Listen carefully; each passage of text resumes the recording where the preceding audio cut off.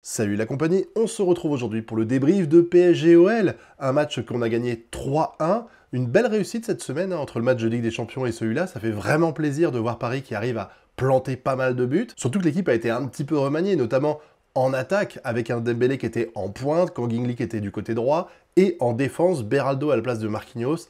Alors, je comprends le besoin de faire tourner, mais j'avoue que quand je vois ça, je me dis quand même qu'on a une profondeur de banc qui est assez légère. Oui, j'ai pas parlé, mais il y a aussi Doué à la place de Barcola, ce qui était quand même une bonne chose, parce que il faut dire ce qui est, Doué, il a plutôt bien joué ces dernières entrées dans l'équipe, alors que Barcola, je trouve que depuis plus d'un mois et demi, il est invisible. Il serait pas là, ce serait limite la même chose. Donc je comprends tout à fait le choix de Luis Enrique de donner une chance en tant que titulaire à Désiré Doué, et ça a payé.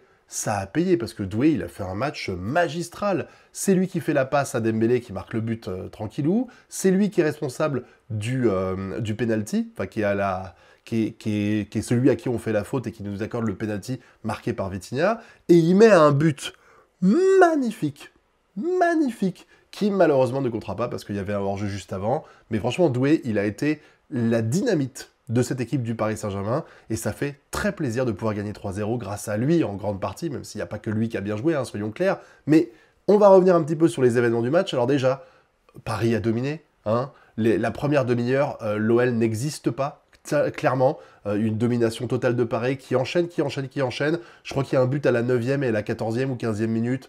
Le premier, comme j'ai dit, c'est le but de Dembélé avec un bel effort de Désiré Doué qui lui fait une superbe passe et il marque tranquillou. Le pénalty ensuite de Vitinha avec la faute provoquée par Désiré Doué. Tu te dis, au bout d'un quart d'heure, on gagne 2-0. Le match, alors je dis pas que le match est plié parce qu'il y a toujours une chance que ça revienne, mais tu te dis, on commence confortablement, on se rassure vachement, et ça s'est plutôt bien passé, jusqu'à ce qu'on arrive après la première demi-heure de jeu, où là, t'as senti que Paris, ils ont commencé à être un peu moins dedans, ils ont laissé un petit peu faire, ça fait un quart d'heure qu'ils n'avaient pas marqué, donc ils étaient en train de dormir, hein, grosso merdo, et l'OL a repris du poil de la bête, ils ont fait une ou deux tentatives, et il y en a une qui a été payante, et je vais parler des choses très... Globalement, c'est très positif ce match, hein, on est d'accord. Mais il faut qu'on revienne un petit peu sur ce quart d'heure laxiste qu'a eu Paris. 5 minutes avant le premier but et les 10 minutes après, où on s'est fait complètement dominer. J'ai vraiment eu peur qu'il revienne à deux partout à un moment donné, vraiment. Mais ce but marqué, c'est encore une fois, et j'ai l'impression de le répéter chaque semaine, c'est un cas d'école. Je vous mettrai l'image du moment où Ryan Cherki fait une passe. Putain, mais c'est incroyable. C'est une erreur de poussin, je parlerai même pas de moins de 12 ans, c'est une erreur de poussin. T'as un mec qui a le ballon, t'as trois Parisiens qui vont dessus pour l'empêcher de réussir à faire une passe, mais du coup, on est à 11 contre 11. Donc si tu mets trois Parisiens sur le joueur, ça met des joueurs libres. Et quand tu vois alors la passe, elle est magnifique, on est d'accord que tout le monde est capable de faire une passe pareille, mais les joueurs de l'OL sont démarqués totalement. C'est-à-dire que il a la possibilité de faire la passe à 4 personnes différentes. Il n'y en a pas une qui est marquée. Et tu vois les joueurs, genre tu vois Pacho qui est au milieu, au point de pénalty, je sais pas, il est en train de regarder l'herbe. Tu as Hakimi qui est aussi dans son coin en se disant « Oh bah c'est cool, il n'y a pas de joueur dans ma section. » Et puis t'as Nuno Mendes qui se dit « Bah il y a deux joueurs, je vais me mettre entre les deux parce que ce serait quand même con d'en marquer un. » Et du coup, qu'est-ce qui se passe? La passe de Cherki, elle arrive dans les pieds de l'autre joueur de l'OL qui est tout seul face au but avec aucun défenseur pour l'arrêter parce qu'ils sont tous cons. Et il marque tranquillou parce que un duel comme ça, je peux pas en vouloir à Donnarumma de se le prendre, c'était pas possible, mais c'est vraiment une erreur, et je persiste et signe. Je persiste et signe, je suis désolé, je suis peut-être le seul à le dire. Dites-moi si vous êtes d'accord en commentaire, mais ça me saoule, parce que les gens arrêtent pas de dire que le problème de Paris, c'est un problème offensif. Et clairement, il y a un problème offensif à Paris. Hein. Soyons clairs, les joueurs mettent 30 tirs, et soit sur les 30, il y en a 28 qui sont dans les pieds du gardien ou dans la main du gardien directement, et 2 qui sont pas cadrés. Donc oui, il y a vraiment un problème d'efficacité offensive qui est criant. On peut en vouloir aux joueurs, peut-être aussi un peu à la stratégie de Luis Enrique, mais on peut en vouloir aux joueurs parce qu'ils sont pas assez bons pour marquer, mais il y a un énorme problème défensif qu'on oublie de mentionner en permanence, parce que ce genre de choses, ça ne devrait pas arriver. C'est impossible d'avoir des joueurs professionnels qui sont payés des millions d'euros tous les ans et qui sont pas capables de se placer correctement. Comme je l'ai déjà dit, tu peux faire une erreur, tu peux te faire dribbler parce que c'est quelque chose qui arrive d'instinct, mais là, on est dans de la théorie, on est dans des choses qui sont censées maîtriser. Il y a un joueur qui part à droite, c'est moi le défenseur qui suis censé le marquer, je pars avec lui à droite. C'est pas normal que quand tu vois un Ryan Cherki qui est là en train de dribbler un joueur, tu te dis, je vais me mettre derrière le joueur qui est avec moi, histoire que ça serve à rien, hein, grosso merdo, ça servait à rien qu'il soit trop dessus. Comme ça, il y a des joueurs de l'OL qui sont libres et qui peuvent marquer. Ça me tue de voir ce genre d'erreur à un niveau aussi élevé. Comment tu veux qu'on arrive à faire quelque chose en Ligue des Champions si on est aussi nul sur le placement en défense? Voilà, et peut-être après c'est la faute des milieux, parce que je vais en parler, les milieux compensent énormément et l'inefficacité offensive et la faiblesse défensive, parce que ils font un travail de pressing incroyable. Il y a tellement de ballons que les défenseurs auraient super mal géré si l'action avait été au bout, qui ont été stoppés net vers le milieu de terrain grâce à nos milieux qui sont exceptionnels.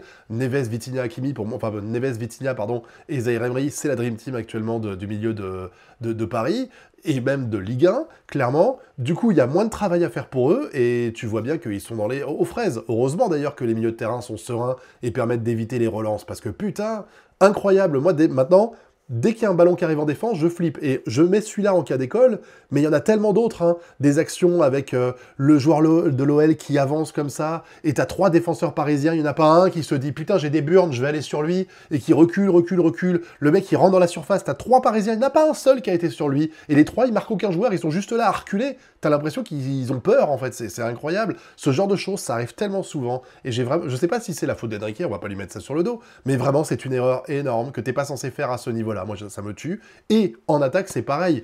En attaque, le nombre de caviar proposés par les milieux, les buts mis par les milieux de terrain, c'est incroyable de voir qu'ils sont obligés de faire le travail et défensif et offensif. Vraiment, je veux dire, les joueurs du Paris Saint-Germain, les défenseurs et les attaquants du Paris Saint-Germain ne méritent pas Vitinha, Hakimi, Neves. Enfin, pourquoi je dis à chaque fois Hakimi? Vitinha, Zaïre Emery, Neves. Ils font tellement le travail, ils aident tellement, ils soulagent tellement et l'attaque et la défense. C'est incroyable. Là, quand tu vois les relances qui sont faites, quand tu vois le pressing qu'ils mettent sur les joueurs, le nombre d'interventions qu'ils font, d'interceptions qu'ils font, waouh, mais vraiment, c'est un plaisir. Le milieu de terrain de Paris, c'est un plaisir de les voir jouer, contrairement à la défense et des fois à l'attaque, parce qu'il y a eu quand même pas mal de ratés. Hein. Alors après, on est à 2-1, on est à 2-1. En deuxième mi-temps, il y a quand même un sursaut d'orgueil, j'ai l'impression, de Paris qui s'est dit, bon, on va quand même commencer à proposer un peu du jeu.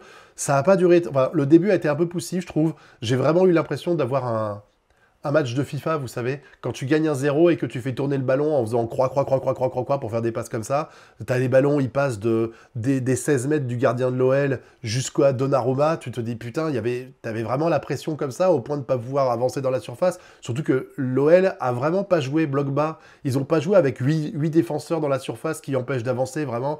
T'as l'impression que en fait, Paris avait peur, je pense, de se faire ramener au score de 2, donc ils ont voulu prendre aucun risque, et du coup, ça a donné une deuxième mi-temps pendant la première demi-heure, même s'il y a eu 2-3 actions, putain, on se faisait chier, quoi. Alors après, il y a eu des changements, on a fait sortir Doué, après qu'il a fait un travail incroyable, on a fait rentrer Barcola, pas que, il y a eu aussi Hernandez qui est rentré à la place de Nuno Mendes et tout ça, et là, j'ai eu le sentiment qu'il y a eu un petit changement qui a été noté, surtout que on a Kangigli qui est repassé au centre pas longtemps, je crois, parce qu'il a été remplacé après par Ramos, si je dis pas de bêtises, et Dembélé qui est repassé à droite. Alors déjà, ça se passait mieux, du coup, parce que je trouve que Dembélé en faux neuf, c'est pas son rôle, il est pas très bon dedans, enfin, c'est pas le meilleur. Et Kangigli à droite, c'est pas vraiment non plus sa tasse de thé. Moi, je le vois plus en milieu offensif central, voilà, il est beaucoup plus à sa place là-dedans. Même en faux neuf, je trouverais qu'il serait meilleur qu'Kangigli. Pour moi, c'était pas le bon placement, surtout que j'ai vu Dembélé, même s'il a fait du bon taf et qu'il a marqué un but, on va pas gueuler, mais il y a plein de moments où il est là, il dribble 6 joueurs, et puis il essaie de tirer au but, et comme il a les pieds carrés, il fait n'importe quoi, alors qu'il y avait des joueurs excentrés qui pouvaient marquer. Il y a quand même beaucoup de moments où j'étais assez frustré de la dernière décision de Dembélé, et puis bon, t'as Kangin qui sabote un peu 2 actions qui étaient presque données, hein. La passe de Dembélé, Kangin fait un contrôle un peu foiré, et quand il tire, c'est arrêté par le gardien parce qu'il tire quasiment sur lui. La reprise de volée, bon, je pense qu'elle est quasiment impossible à mettre, celle-là. Enfin, c'est pas évident de mettre une reprise de volée et de la réussir à la rentrer, celle-là, mais j'étais frustré de voir qu'elle rentrait pas. Voilà, Kangin, pour moi, pas forcément le bon placement de la part de Enrique pour lui, et Dembélé non plus. D'ailleurs, c'est pour ça, à mon avis, qu'il les a switchés à la mi-temps. C'est parce qu'il avait compris que ça n'allait pas comme ça. Et l'entrée de Ramos, elle a fait du bien. L'entrée de Ramos, elle a fait beaucoup de bien. Même de Barcola, en fait, j'ai senti que Barcola... Alors ouais, il n'a pas non plus fait des étincelles de fou, mais quand même, il est à l'origine du but. Mais tu te dis, Barcola, peut-être le fait qu'il était on l'a tellement survendu l'an dernier en faisant « Waouh, Barcola, il a déchiré », surtout quand il permet d'avoir le carton rouge face à Barça, que je pense qu'il s'est peut-être vu pousser des ailes. Et là, le fait d'être remis à sa place et que Désiré Doué prend sa place, ça lui a peut-être mis un petit sursaut d'orgueil et il s'est dit « Ah merde, faut que je montre en fait de quoi je suis capable ». Et du coup, là, à mon avis, ce match-là va lui faire regagner un peu de confiance parce qu'il rentre au quart d'heure de jeu à peu près, à la fin, au dernier quart d'heure, et il a fait un bon taf.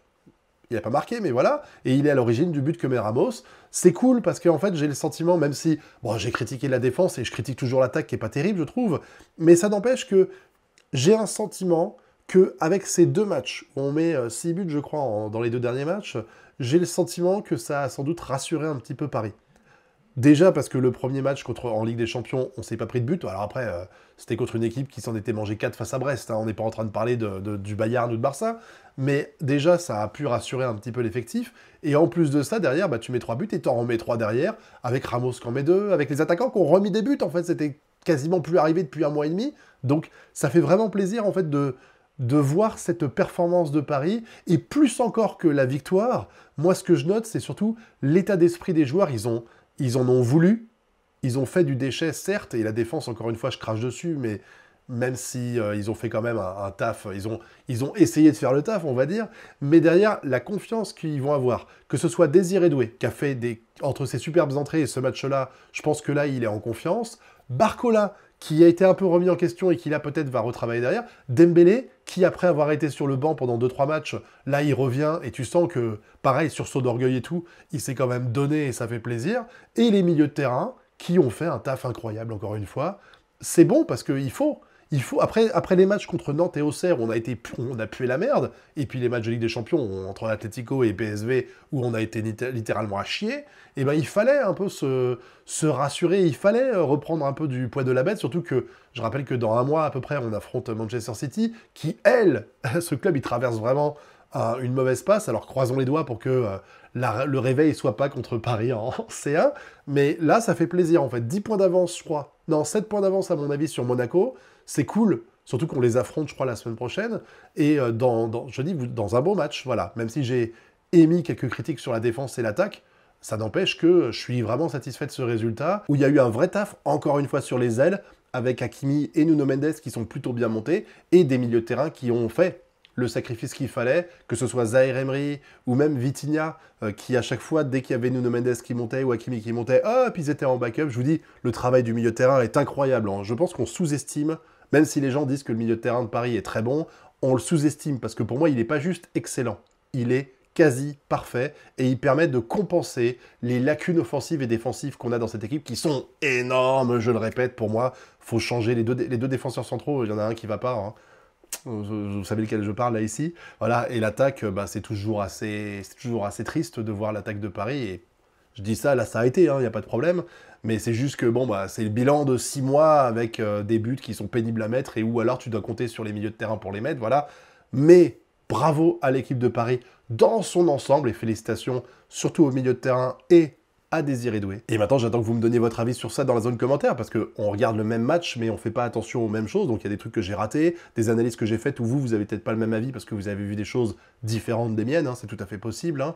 Et puis n'oubliez pas le pouce bleu, l'abonnement et le partage. Et si vous avez rien à dire pour le référencement, mettez très doué dans les commentaires, je saurai que vous avez été au bout de la vidéo. Quant à nous, on se retrouve très bientôt pour de prochaines vidéos. Tchuss!